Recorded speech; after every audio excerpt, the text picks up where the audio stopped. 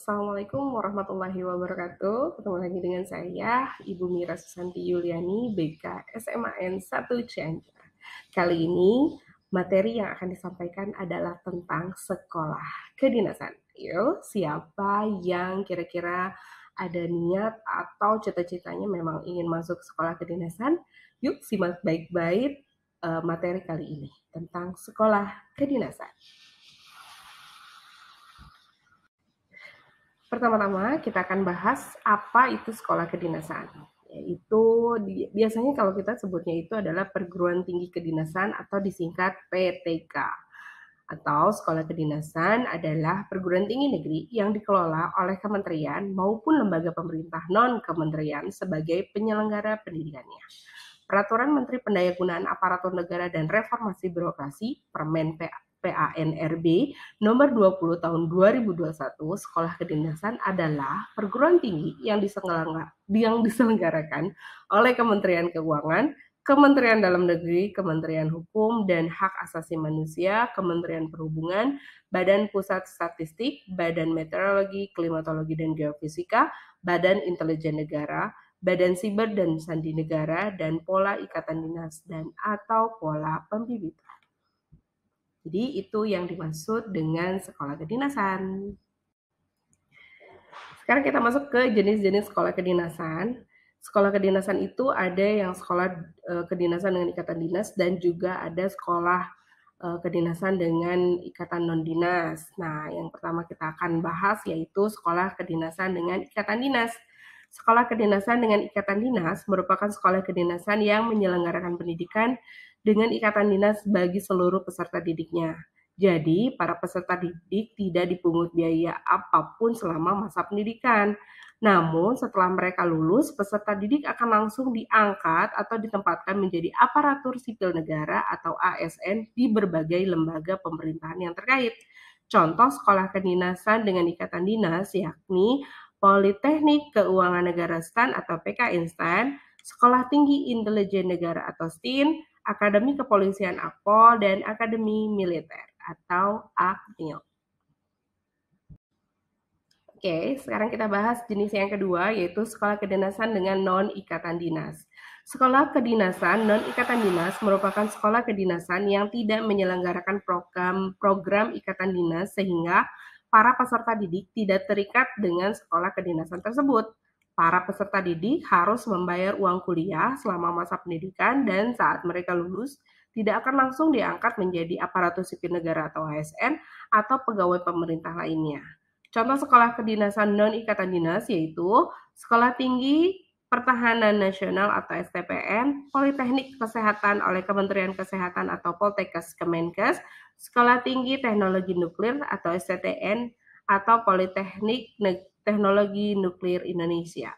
Jadi ada beberapa sekolah ikatan dinas yang tidak atau jenisnya adalah non ikatan dinas. Jadi belum tentu pada saat kita lulus itu kita langsung direkrut atau bekerja langsung menjadi ASN di lingkup pemerintahan tersebut. Jadi hati-hati untuk memilih dan juga harus tahu secara detail bagaimana proses belajar dan tindak lanjutnya. Yap, selanjutnya kita akan bahas tentang alur pendaftaran sekolah kedinasan. Setidaknya ada 8 sekolah kedinasan yang telah membuka pendaftaran pada tahun 2022 ya. Mudah-mudahan pada saat tahun 2023 ini juga akan dibuka kembali. Nanti kalau ada pembahasan selanjutnya atau informasi selanjutnya pasti akan diinformasikan, oke? Yang sudah buka waktu 2022 itu ada PKN STAN yang dari Sekolah Kedinasan Kementerian Keuangan, kemudian juga ada dari Polstatistis atau Badan Pusat Statistik, yaitu Politeknik Statistika STIS. Kemudian ada Badan Meteorologi, Klimatologi dan Geofisika, yaitu Sekolah Tinggi Meteorologi, Klimatologi dan Geofisika atau disingkat STMKG. Ada juga Sekolah Kedinasan Kementerian Perhubungan, kemudian juga selanjutnya ada Sekolah Kedinasan Badan Intelijen Negara yaitu STIN, kemudian juga ada Sekolah Kedinasan Kementerian Hukum dan HAM, kemudian selanjutnya ada Sekolah Kedinasan Kementerian Dalam Negeri atau IPDN yang ada di Jatinangor, kemudian ada Sekolah Kedinasan Badan Cyber dan Sandi Negara yaitu Politeknik Siber dan Sandi Negara atau Poltek SSN. Oke, sekarang kita bahas tentang alur pendaftaran sekolah kedinasan. Yang pertama itu adalah akses di portalnya, kemudian juga membuat akun, terus login, pendaftaran, kemudian cek formulirnya, kemudian isi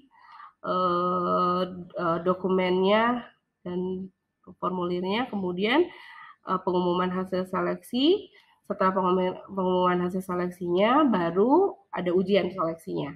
Setelah ujian seleksinya itu harus cetak kartu ujiannya, kemudian pembayaran, dan setelah itu cek status kelulusannya. Oke, sekarang secara detail kita akan bahas tentang Politeknik Keuangan Negara atau PK Instan. PK Instan adalah sekolah kedinasan di bawah Kementerian Keuangan RI yang menyelenggarakan program studi diploma di bidang keuangan negara. Dulunya sekolah ini disebut dengan nama STAN, sampai akhirnya pada tahun 2015 STAN secara resmi berubah menjadi PK Instan. Sekolah yang berlokasi di Bintaro Jaya, Banten ini memiliki 4 jurusan, yaitu 1 jurusan akuntansi, ada D3 akuntansi dan D4 akuntansinya. Ada kedua jurusan pajak, yaitu D3 pajak, D3 PBB atau penilai, dan diploma 1 pajak. Kemudian yang ketiga ada jurusan kepabeanan dan cukai, yaitu D3 kepabeanan dan cukai dan D1 kepabeanan dan cukai. Yang keempat ada jurusan manajemen keuangan, yaitu D3 kebendaharaan negara, D3 manajemen aset, dan D1 kebendaharaan negara. Oke, setelah PK Instan kita akan bahas tentang Politeknik Statistika STIS atau Sekolah Tinggi Ilmu Statistik. Sekolah Tinggi Ilmu Statistik, STIS, dulunya bernama Akademi Ilmu Statistik, merupakan perguruan tinggi kedinasan yang dikelola oleh Badan Pusat Statistik atau BPS. Sekolah ini berlokasi di Jakarta Timur dan mempunyai 3 program studi, yaitu yang pertama program studi Diploma 3 Statistik, program studi Diploma 4 Statistika, dan program studi Diploma 4 Komputasi Statistik. Selanjutnya kita akan bahas tentang Sekolah Tinggi Meteorologi, Klimatologi, dan Geofisika atau STMKG. STMKG berada di bawah Badan Meteorologi, Klimatologi, dan Geofisika atau BMKG. Sekolah ini bertujuan untuk menghasilkan sumber daya manusia yang memiliki kompetensi dan berwawasan global di bidang meteorologi, klimatologi, geofisika, serta instrumentasi meteorologi, klimatologi, dan geofisika. STMKG memiliki 4 program studi diploma 4, yaitu 1 meteorologi, klimatologi, geofisika, dan yang terakhir ada instrumentasi. Oke, ini ada selanjutnya kita bahas yaitu Sekolah Tinggi Transportasi Darat atau STTD dan Sekolah Tinggi Penerbangan Indonesia atau STPI. Ada 2 sekolah kedinasan di bawah Kementerian Perhubungan, yaitu Sekolah Tinggi Transportasi Darat STTD dan Sekolah Tinggi Penerbangan Indonesia STPI. STPI ini terdapat beberapa pilihan jurusan, yaitu yang pertama penerbangan atau pendidikan pilot, yang kedua teknik pesawat udara, yang ketiga adalah lalu lintas udara, yang keempat ada manajemen transportasi. Terus kita bahas STTD, terdapat beberapa pilihan jurusan, yaitu D2 penguji kendaraan bermotor atau BKP, yang kedua ada lalu lintas angkutan sungai, danau, dan penyeberangan atau LLASDP. Kemudian ada D3 lalu lintas dan angkutan jalan, yang D3 perkeretaapian, dan yang selanjutnya ada D4 transportasi darat. Selanjutnya, ini ada Sekolah Tinggi Intelijen Negara atau STIN. STIN adalah sekolah kedinasan yang ada di bawah naungan Badan Intelijen Negara. Tujuan STIN adalah menyelenggarakan pendidikan akademik di bidang intelijen dan dapat menyelenggarakan pendidikan profesi sesuai dengan ketentuan peraturan perundang-undangan. Beberapa pilihan jurusan di STIN, yang pertama itu ada jurusan agen intelijen, ada jurusan teknologi intelijen, ada jurusan cyber intelijen, dan ada jurusan ekonomi intelijen. Baik, yang selanjutnya itu ada Politeknik Pemasyarakatan atau Poltekkip dan Politeknik Imigrasi atau Poltekim. Poltekim dan Poltekkip adalah sekolah kedinasan di bawah naungan Kemenkumham, Kementerian Hukum dan Hak Asasi Manusia RI. Poltekkip membuka 3 program. Yang pertama itu ada D4 Manajemen Pemasyarakatan, D4 teknik permasyarakatan, dan yang ketiga D4 bimbingan kemasyarakatan. Sementara Poltekim membuka 4 program. Yang pertama D3 keimigrasian, yang kedua D4 hukum keimigrasian, yang ketiga D4 administrasi keimigrasian, dan yang terakhir ada D4 manajemen teknologi keimigrasian. Sekarang kita bahas tentang Institut Pemerintahan Dalam Negeri atau IPDN. Ini perguruan tinggi yang berada di bawah naungan Kementerian Dalam Negeri Republik Indonesia. Kemudian juga beberapa daerah, diantaranya itu Jakarta, Sumatera Barat, Sulawesi Selatan, Sulawesi Utara, NTB, Papua, Kalimantan Barat, dan Papua. Ini tulisannya kecil-kecil sekali ya. Selanjutnya ada Politeknik Siber dan Sandi Negara atau Poltek SSN. Poltek SSN diselenggarakan oleh Bidang Siber dan Sandi Negara atau BSSN. Jika kamu berhasil diterima di Poltek SSN, maka kamu harus siap ditempa untuk menjadi seorang profesional di bidang persandian dan keamanan informasi. Beberapa jurusan di Poltek SSN yaitu D4 Rekayasa Keamanan Siber, yang kedua ada D4 Rekayasa Kriptografi, dan yang ketiga ada D4 Rekayasa Perangkat Keras Kriptografi. Dokumen yang harus dipersiapkan yang pertama itu adalah kartu tanda penduduk atau KTP, atau bagi yang belum memiliki KTP bisa menggunakan kartu keluarga atau KK. Rapot SMA atau SMK sederajat, pas foto, ijazah, dokumen lain yang sesuai dengan syarat dan ketentuan sekolah kedinasan masing-masing. Selanjutnya kita akan bahas tentang jenis-jenis tes masuk sekolah kedinasan. Yang pertama ini ada seleksi kompetensi dasar.